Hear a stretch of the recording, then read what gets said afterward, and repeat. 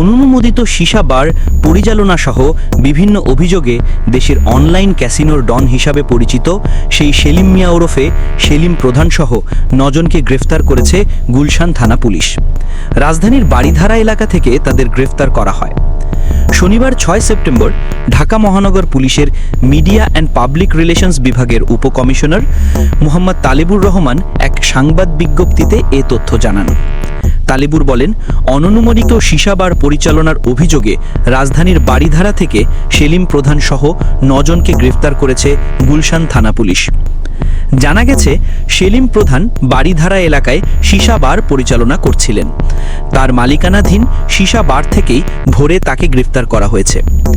এর আগে ক্যাসিনো বিরোধী অভিযানে 2019 সালের 30 সেপ্টেম্বর ঢাকার হযরত শাহজালাল আন্তর্জাতিক বিমানবন্দরে থাইল্যান্ডগামী বিমান থেকে সেলিম প্রধানকে গ্রেফতার করে র্যাব। এরপর তার বাসা ও অফিসে অভিযান চালিয়ে দেশি বিদেশি মুদ্রা ও বিপুল পরিমাণ বিদেশি মদ জব্দ করা হয় বলে র্যাব জানায়। অবৈধ সম্পদ অর্জন ও অর্থ পাচার মামলায় 4 বছরের কারাদণ্ড পাওয়া সেলিম প্রধান গেল বছর রূপগঞ্জ উপজেলা পরিষদ নির্বাচনে চেয়ারম্যান পদে মনোনয়নপত্র জমা দিয়েছিলেন। যদিও ফৌজদারি মামলায় দণ্ডিত হওয়ায় পরে যাচাই বাছাই শেষে রিটার্নিং কর্মকর্তা তার মনোনয়নপত্র বাতিল করেন। অনলাইন জুয়ার কারবারি সেলিম প্রধানের নামে থাইল্যান্ডে 7টি কোম্পানি রয়েছে। এছাড়া যুক্তরাষ্ট্র ও থাইল্যান্ডে 4টি ব্যাংকে কয়েক কোটি টাকার অস্বাভাবিক লেনদেন করেছেন তিনি। দুর্নীতি দমন কমিশন দুদক এ তথ্য জানিয়েছে।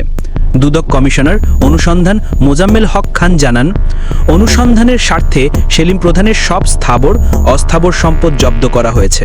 তার অর্ধশত ব্যাংক হিসাবও ফ্রিজ করা হয়েছে।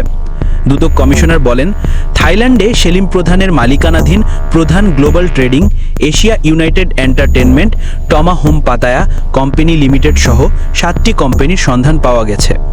এছাড়া সেলিম প্রধানের নামে ব্যাংকক ব্যাংক ও সায়েম কমার্শিয়াল ব্যাংকে 20 কোটি টাকার আর্থিক লেনদেনের তথ্য পাওয়া গেছে। এদিকে যুক্তরাষ্ট্রের জেপি মর্গান ব্যাংকে সেলিম প্রধানের 2টি ব্যাংক হিসাবে বিপুল পরিমাণে আর্থিক লেনদেনের তথ্য পাওয়া গেছে।